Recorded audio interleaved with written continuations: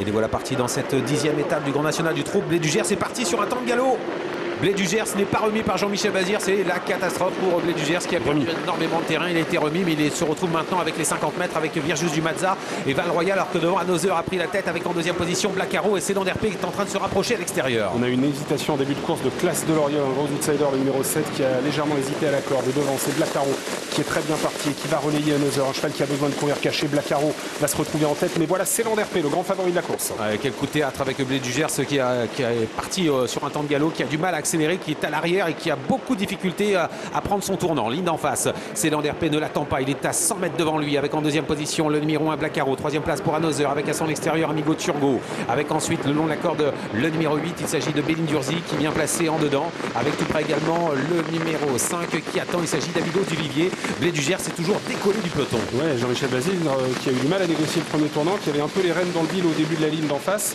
Il est très très loin, le 11 a été disqualifié, il s'agit de A Nice Boy et devant Cédan d'Herpé, mène devant Blacaro et Another, le numéro 2. Mathématiquement ça va être impossible pour Blé du Gers de venir gagner face à Cédan d'Herpé parce qu'il est toujours très très loin. On est dans le tournant avec l'avantage pour Cédan d'Herpé. En deuxième position il y a le numéro 1, c'est Blacaro avec François Le Canu. Tony Le Belair contrôle l'épreuve facilement et il fait du train avec en troisième position Another avec à son extérieur Amigo Turgo qui se retrouve né au vent avec dans son dos Abido celui du Vivier, calé à la corde le numéro 8 Belindurzi. On attend ensuite avec Bolt et on va passer devant les tribunes. Blé du Gers c'est toujours en dernière position décollé. Ouais, c'est très dur pour lui, d'autant plus qu'il perd un peu de temps dans les tournants. C'est pas catastrophique, mais on voit bien qu'il n'est pas très grand vireur à droite.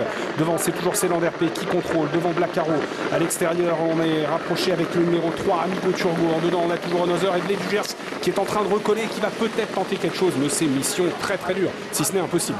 Un tour à parcourir avec Cédan d'Herpé qui contrôle parfaitement. En deuxième position, Blacaro devant Amigo Turgo qui se retrouve maintenant sollicité par son partenaire à la corde.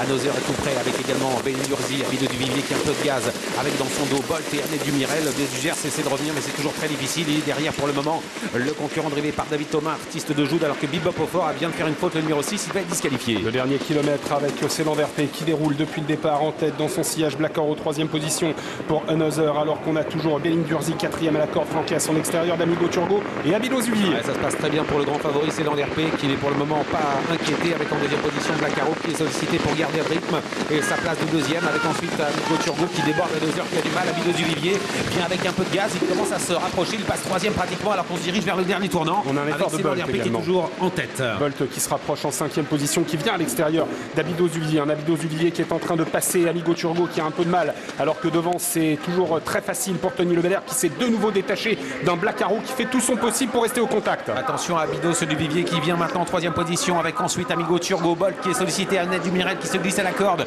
Blé du Gers c'est toujours très loin, très ligne droite, il s'envole Tony Le Belair avec Cédan d'Herpé qui a course gagnée désormais sans faute de sa part. Cédan d'Herpé, Blacaro avec également Abido du Vivier, Bolt qui essaye de bien finir et Artiste de Joude qui revient à l'extérieur, surtout Belindurzi. À 200 mètres du poteau, Cédan d'Herpé qui a course gagnée pour la deuxième place. On va lutter avec Abido du Vivier qui essaie de venir sur Blacaro avec également le long de la corde Annette Dumirel avec Blé du Gers qui revient et qui va peut-être venir chercher la deuxième place incroyable avec Cédan d'Herpé qui s'impose, Tony Le Belair qui s'impose dans cette 10e étape du GNT. Avir, deuxième place assez exceptionnelle de Blé du Gers. La troisième place est à voir entre le numéro 1 Blacaro et à la corde Annette Dumirel devant Abido du Vivier et Artiste de Joude.